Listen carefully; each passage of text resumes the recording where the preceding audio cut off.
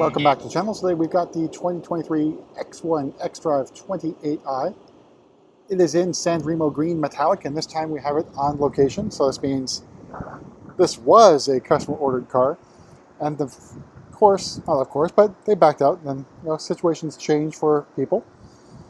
But let's go over this build in particular. So it's the X line of the X1, so it's a U11 chassis. So you can get base, X-Line, or M Sport.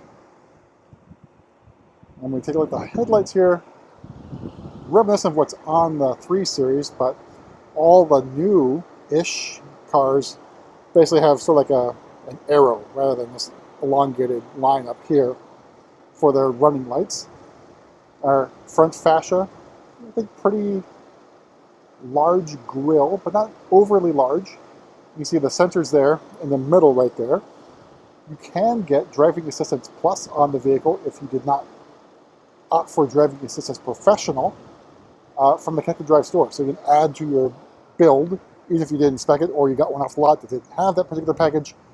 There are some things you can add through the Connected Drive store, which I think is a pretty good idea.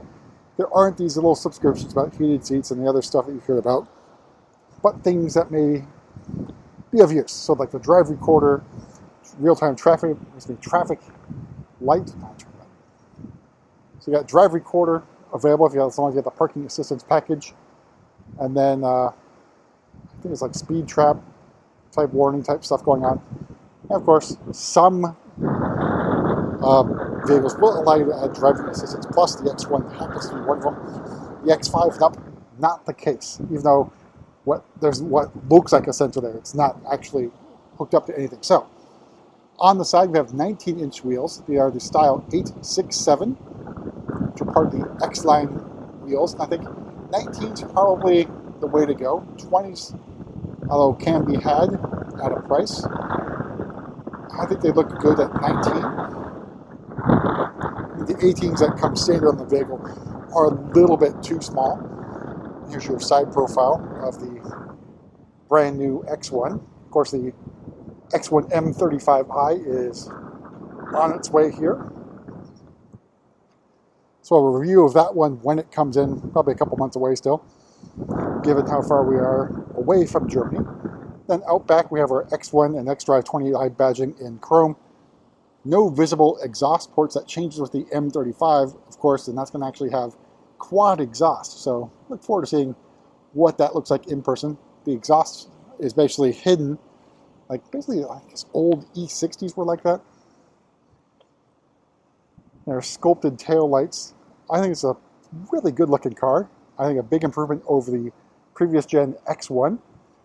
And size wise, it's approaching the X3, and of course price wise it's also doing the same. So if you fully option out or get really greedy with the options on the X1 xDrive28i, you're into the moderately equipped X3s. And I think that basically foretells where the next gen X3 is going to go price wise. This is a pretty upscale entry level sports activity vehicle, or SAV if we didn't speak. Let's go on the inside, go over pricing and options. I do apologize for any wind noise coming through. All of a sudden the wind's kicked up here. All right, so opening up, we have the red and black perforated Sensatec, not yet Vaganza. So it should be coming on some other X1s on the way here. This is essentially a watermelon spec X1. I think a very bold choice. We'll have to see if this is actually popular enough to get off our lot. But lumbar support is an option on the X1s. This one does not have it. These are the sport seats. They look pretty good. I think fairly comfortable as well. The active front seats with lumbar support also include massaging seats. All right, so in front of me is the standard steering wheel. It's not the M Sport steering wheel. And because this is not the M Sport package, you don't get paddle shifters up here. So you're stuck with the regular old gear selector, but still is a dual clutch transmission vehicle. I think the steering wheel looks pretty good. I think an improvement over the most recent standard steering wheels. It's reminiscent of the M Sport steering wheel as well. Not quite the same, but very similar. In front of me, iDrive 8. Now, the X1 will get iDrive 9 It's going to look exactly like 8.5. It's just because the X1 and the forthcoming X2 operate on, I think it's the Android system for the iDrive system. The other ones do not. You see the heads-up display, which means we have the premium package on this particular build. And the rest of our not quite huge widescreen display, but pretty decent. So I think interior-wise, this is a big step up from the previous generation X1. And you'll note the Harman Kardon speakers. You do get the Harman Kardon sound system. It just does not have an equalizer as part of that package. So it's an upgraded sound system over the base sound system, just not the pure Harman Kardon sound system. You want to think of it like that. In front of me, we have the wireless device charging sort of cradle here. Pretty decent cup holders. They're actually pretty deep. So maybe more on the useful side for German or BMW cup holders, which usually aren't designed to hold anything. If you think back to the E90 and E60 days, they were disastrous. USB-C ports, so no, I don't think there are any USB-A ports in this one. Of course, the big change here is there is no iDrive controller whatsoever. So you do have a few hotkeys here to get to some of the menu things. Otherwise, you're going to be using voice commands or the touchscreen. All right, so starting price of the X1 xDrive28i is $39,100.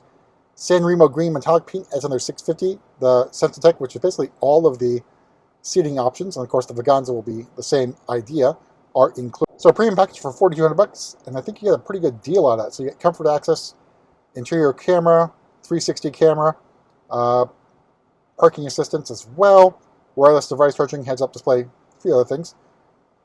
Although it does not include the heated steering wheel or front seats. That's a separate option. So the X-Line package adds another $500. Heated front seats and steering wheel, another $550. There's 19-inch wheels, an option for $600. Sport seats for $400. All told, MSRP of just under $47,000. So that's what I'm talking about with the pricing on this one here. It's definitely upscale over the previous version or previous model of the X1. But you can actually go closer to $53,000 if you option almost everything. I did note, if you go into the Connected Drive store, oops, there it is, you'll see Driving Assistance Plus available as a trial thing going on here, or all these little options here. So unlimited for $950, so lifetime of the vehicle. So I think a pretty decent deal. I think with the new 2024 X1s, you can get Driving Assistance Plus as a separate option instead of Professional if you so choose to do it. All right, so opening up, here are your back seats in the red and black Sensatech.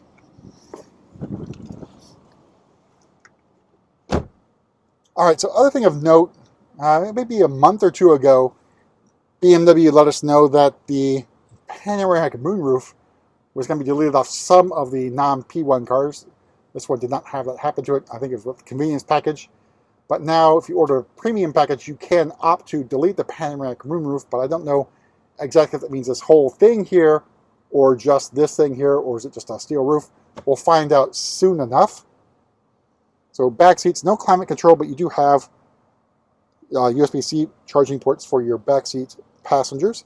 You do have some fans. Of course, you have some vents back here. And knee room and legroom, really, really good on the X1. And headroom, no issue whatsoever. So I think this is a really good value. Of course, if you want to go up to the X3 for a rear-wheel drive platform, you can do that as well. But I don't think you're going to go wrong with the X1. All right, move to the back here. Use our kick to open feature. Of course, with the X-Line, you can option a trailer hitch, which would remove the kick to open feature. But I think overall, a pretty decent size cargo area. And you do have a spare, you have a space saver spare beneath the trunk area. Because these are non-run flat tires and a jack as well. So everything you need, doesn't want to kick to close, but we'll meander up towards the bonnet, pop that hood and show you what's underneath.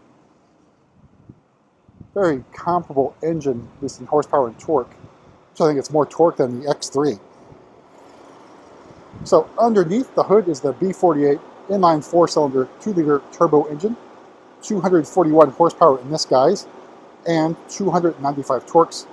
I believe that's 40 more torques, I think, than the X3. So size-wise, slightly smaller, but definitely a good choice for a smaller family car. But that's it for a quick tour around the X1, and we'll see you at the next video.